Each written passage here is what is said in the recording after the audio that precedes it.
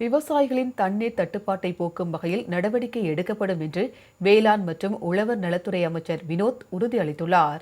சென்னை ராயப்பேட்டையில் மாம்பழ மேளா 2026 பிரத்யேக மாம்பழ கண்காட்சியை அமைச்சர் வினோத் தொடங்கி வைத்தார். இன்று முதல் ஜூன் 14ஆம் தேதி வரை நடைபெறும் இந்த மாம்பழ கண்காட்சி மற்றும் விற்பனை நிலையத்தில் மத்திய பிரதேசம், சத்தீஸ்கர், ஆந்திர பிரதேசம், கர்நாடகா, தமிழ்நாடு, கேரளா உள்ளிட்ட மாநிலங்களில் இருந்து பல்வேறு வகையான மாம்பழங்கள் வைக்கப்பட்டுள்ளன. பின்னர் செய்தியாளர்களிடம் பேசிய அமைச்சர் வினோத், மேட்டூர் அணையின் நீர் இருப்பு 70 அடியாக உள்ளதால் விவசாயிகளுக்கு தண்ணீர் திறக்க முடியாத சூழ்நிலை ஏற்பட்டுள்ளதாகவும் விவசாயிகளை முதலமைச்சர் கைவிட மாட்டார் என்றும் கூறினார். விவசாயிகள் தண்ணீர் தட்டுப்பாட்டை போக்க தண்ணீர் திறப்பது குறித்து ஆலோசனை மேற்கொண்டு உரிய நடவடிக்கை எடுக்கப்படும் என்று தெரிவித்தார்.